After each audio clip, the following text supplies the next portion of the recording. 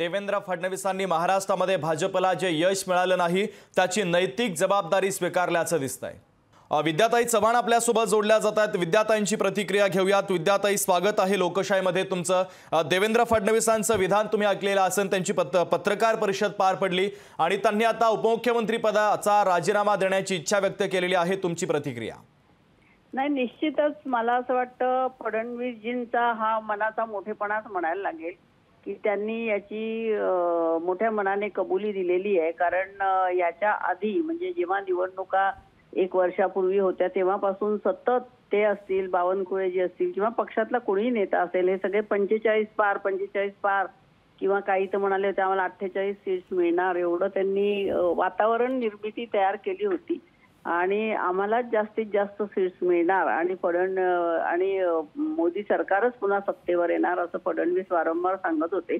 आता त्यांनी जबाबदारी घेतली ते बरं झालं, कारण हे जे काय वातावरण सगळं झालेलं आहे, बदललंय, हे जे काय फोडाफोडीचं राजकारण आहे हे सगळं मला असं वाटतं फडणवीसांचंच ते डोकं असणार की ह्या पक्षाला फोड, त्या पक्षाला फोड। त्यांना असं वाटतं, पण आता त्यांना पश्चाताप असा होत असेल की या सगळ्यांना बरोबर घेण्यापेक्षा आपण आपल्या ताकदीने एकट्याने जर लढलो असतो तर निश्चितच त्याच्यापेक्षा आपल्याला जास्ती सीट्स मिळाल्या असत्या आणि त्या मिळाल्या नाही आणि हे फोडाफोडीचं राजकारण आपल्या डोक्यावरच त्याचं खापर फुटलंय।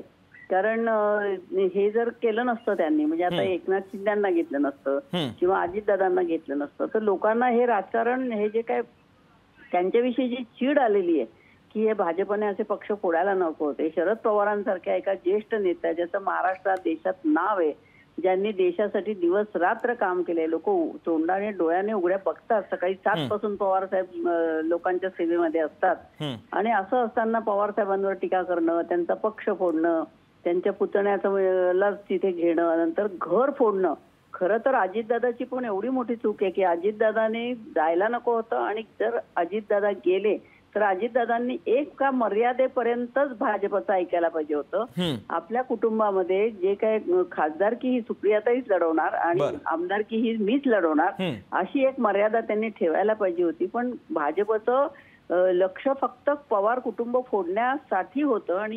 ही जी कुटील कारस्थान केलं त्याचे फडणवीस हे जनक होते। त्यामुळे आता त्याचाच हे बुमरँग झालेला आहे, म्हणजे तो सगळा राग जनतेने त्यांच्यावर काढलेला आहे की फडणवीसांनी पवार साहेबांच्या कुटुंबामध्ये भांडणं लावली आणि बारामतीचा वोटर अक्षरशः पेटून उठला की हे अशा प्रकारेचं राजकारण आम्हाला मान्य नाहीये। ठीक आहे। आणि घरातली फोडाफोडी केली ती त्यांना आवडलेली नाहीये।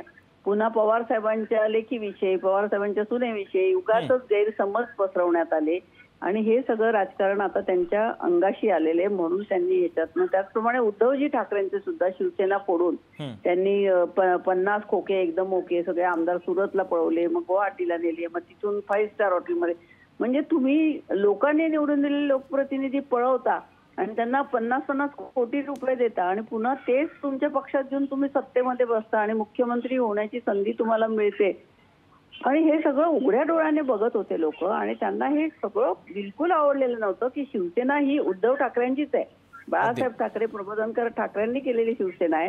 अशा प्रकारे फूट पाडण्याचं राजकारण जे केले ते त्यांच्या अंगाशी आलेले आणि म्हणून मला असं वाटतं पक्षश्रेष्ठींनी त्यांना जाब विचारला असेल आणि म्हणून त्यांनी राजीनाम्याची तयारी दाखवली। ठीक आहे विद्याताई, तुमची महत्त्वाची प्रतिक्रिया पोहोचलेली आहे। तुम्ही लोकशाही सोबत संवाद साधला त्याबद्दल धन्यवाद।